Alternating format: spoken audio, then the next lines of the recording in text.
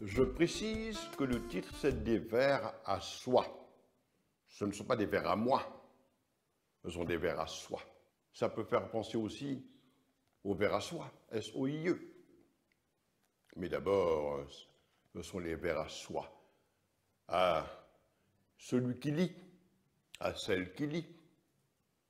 Ce sont des vers que le lecteur est appelé à réécrire lui-même.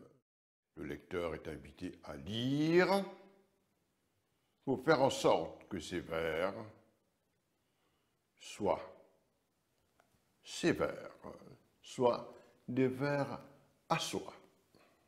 Des vers à soi, le titre est venu après, mais déjà, quand je travaillais là-dessus, des vers à soi ont été écrits lors d'un séjour à Durban en 2017. Je m'étais rendu à Durban à l'invite de l'Union africaine pour œuvrer comme interprète de conférences pendant une quinzaine. Et durant cette petite quinzaine, le soir, rentré chez moi, j'ai écrit ce livre-là, qui, pour moi, était d'abord un véritable plaisir de l'écriture. Je ne parle pas directement de l'écriture, mais il est question de là-dedans d'une espèce de jeu, de jeu avec la langue, de remémoration, de réflexion.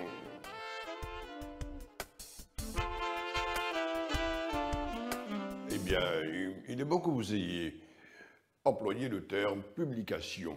Je dois avouer ou reconnaître que, voyez-vous, j'appartiens à une génération qui ne pense pas grand bien de la publication.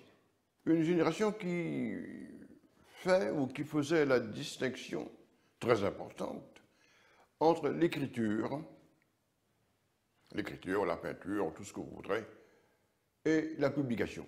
Écrire ne signifie pas forcément publier.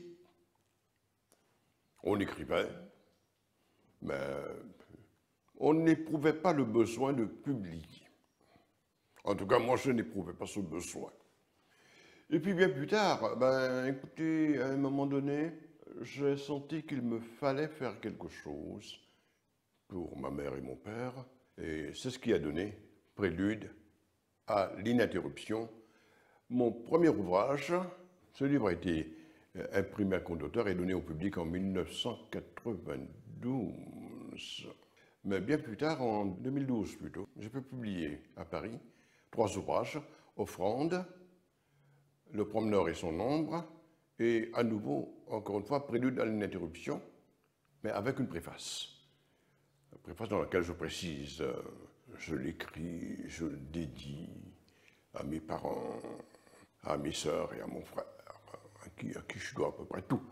Il y a eu après Radiophonie, Radiophonie qui consiste en une collection d'interventions que j'ai données pour le compte du Collège des Ondes à la télévision.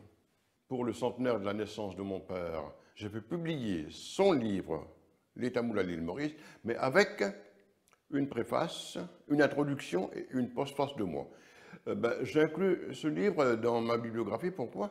Parce que, vous savez, mon introduction et ma préface, ça fait plus de 100 pages. Après cela, il y a eu L'enfance de l'art, livre qui a été primé par Europoésie UNICEF.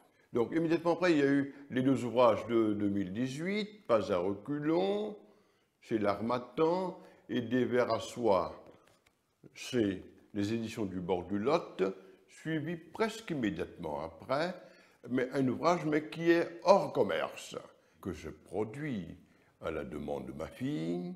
Ce sont des haïkus, ces petits poèmes japonais, en édition bilingue, Au loin, là-bas, à l'île Maurice, en anglais, When in Mauritius. Même pour nous qui sommes ici à Maurice, le pays est un peu loin. Nous ne voyons pas ce que nous avons là sous les yeux. Hommage à ces hommes et ces femmes qui réclamaient voulurent, insouciants face à tout danger, fut-il mortel, armés d'un noble courage, nullement accidentel, une indépendance réelle et à fière allure. À ces hommes et ces femmes qui, des apistolures, déjouant de faux prêcheurs, redoutables de cautèle, prirent les armes contre eux, ne craignant sur l'autel de l'honneur de mourir, à l'âme aucune fêlure. Il faudrait qu'on rendît un hommage fort digne, qui rappelle, si possible, le sacrifice insigne auquel ils consentirent contre l'oppression. Mais encore faut-il que l'on en soit capable.